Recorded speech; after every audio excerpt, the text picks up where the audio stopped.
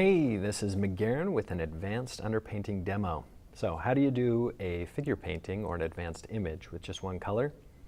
I hope you watched my other underpainting video on simple objects before this one. If you didn't, click on the link and watch that one. This process is more advanced, so you should know how to manipulate thin paint with various tools before moving to the figure. So this demo took me about 40 minutes to paint. First off, I'm toning the canvas so that I have some values to push or pull.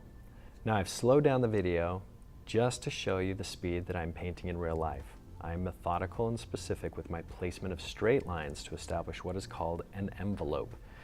Now, establishing a true envelope would mean I just draw the line surrounding the contour of the object. In this example, I'm drawing the shapes of the hair and the body, so it's not exactly an envelope.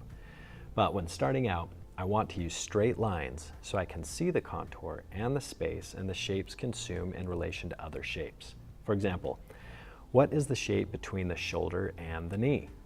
And how do I establish it? Is it wider than the model or more narrow than the model? These are questions that I ask myself. So I will establish these proportions before getting into the details. This would be called the primary shapes or the big general shapes. After establishing the primary shapes, I'm looking at the secondary shapes. These are the divisions of the primary shapes. Sometimes it could be the arm or the leg. In this case, it would be the shadow versus the light shapes. I fill in the shadows with the values so that I can see what I need to make darker or lighter. So this is called an underpainting or monochromatic painting. Monochromatic painting is intended to be a finished painting, one that you could or would sell. But an underpainting is meant to be painted over later. So I've placed and slowed this down again just to kind of show you my normal speed of how I'm reestablishing with some deliberate brush strokes the darkest values. I'm interested in establishing these values so that I can see how light to go in relationship to other values. So working from darkest to lightest. And underpainting is really useful because it allows you to focus on two things: value and shapes. You don't have to worry about paint quality or colors. If you get your shapes and your values right, it's pretty easy to add colors and paint quality in later. All you have to do is match the right hue with the already established value. So this painting is done with Gamblin Raw Umber. I love using raw umber because it is dynamic, right out of the tube. And when you brush with it thin, it turns into a nice warm tone. When you add white to the raw umber, it becomes cold in relationship to the native color. But that is for a different video. So the other reason I like it is because it dries faster than most other oil paints. It has a high pigment to oil ratio, which is why it dries so fast. Less oil means faster drying time. I've established a pretty soft, flat tone over the whole entire thing now. And I'm going back in to rework some of those shadow values. I feel like they're just a bit too dirty. I want to flatten them out a little bit. And here I go over the knee and elbow. And I placed darker values where the knee and elbow are located because the skin stretches and the folds that make the skin color a little bit more red.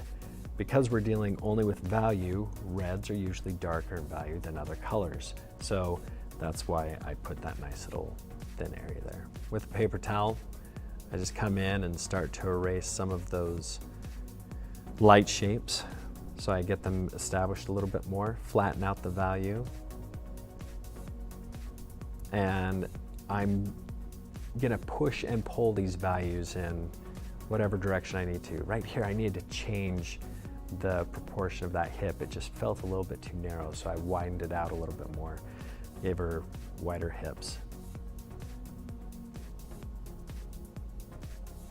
So I'm coming in, softening up some of those value transitions. I felt like the back was a bit too spiny, so I'm gonna soften that out and reestablish those core shadow shapes and the terminator.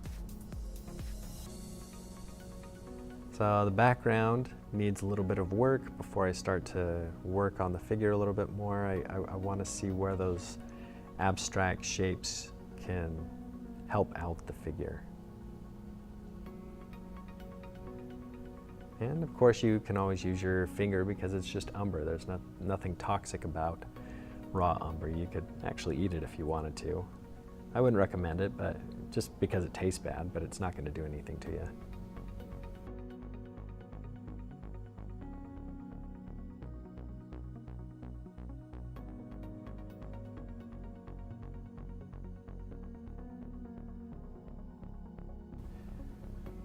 So I'll use a kneaded eraser, come in and kind of erase those little highlights, and I use a brush to kind of break down the highlights that I established. They were a bit too much for my liking. Coming back in with a kneaded eraser and my fingers to be able to establish some of those highlights and midtones that are coming off of the form and shape. Again, I'm trying to keep it simple. Where are my lights? Where are my darks? And how do I establish the lightest lights? And how do I establish the darkest darks? I'm pushing and pulling those values throughout the whole entire process.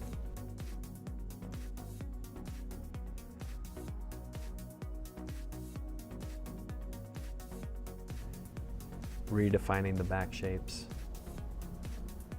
And then I come back in with the paintbrush, reestablish that core shadow to make the form turn better. Softening up that terminator. And I'll use my finger to do that sometimes.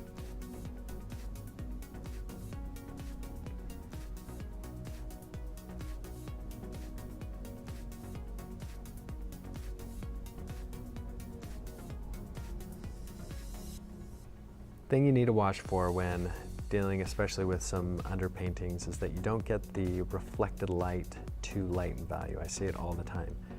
Students will lighten up that reflected light value and it'll be just as light as your halftones, which reflected light is usually never that light, especially when you're dealing with flesh tone.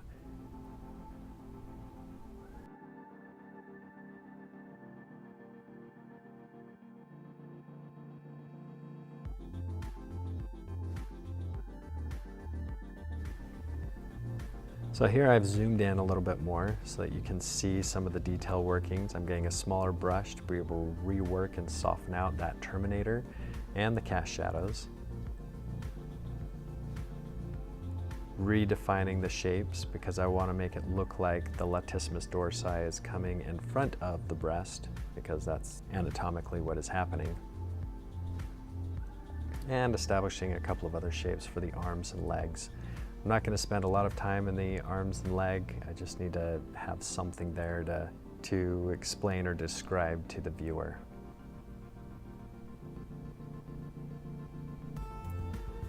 So as you can see, I'm just working things out. I'm trying to figure out what values I want to establish in the background versus the foreground. What kind of edges am I looking for? I wanted to kind of soften out the edge of the knee versus the background, so the value is pretty close to the same.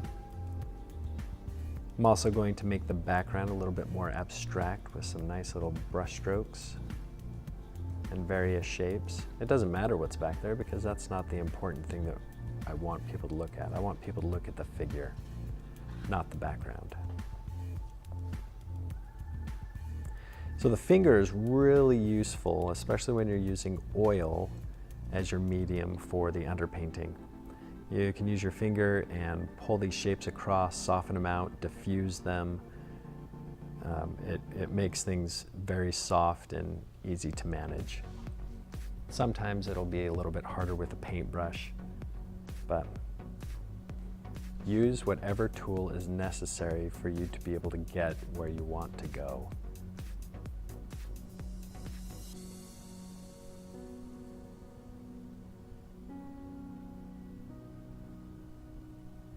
So I only have a couple more minutes here while working on this figure.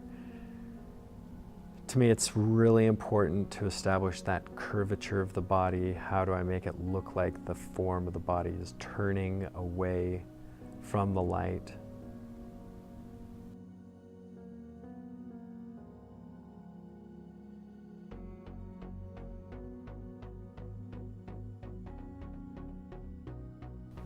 So I'm going to go back in and rework those edges, softening up some of that core and terminator value structure, and then also increasing the darkness of parts of the core and cast shadows.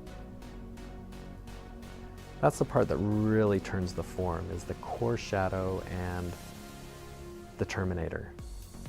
What does it look like as the form starts to turn?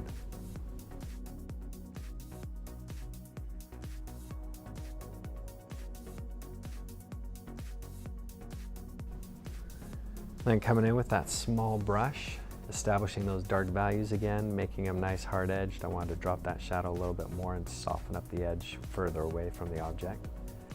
Reestablish part of those leg proportions and shapes.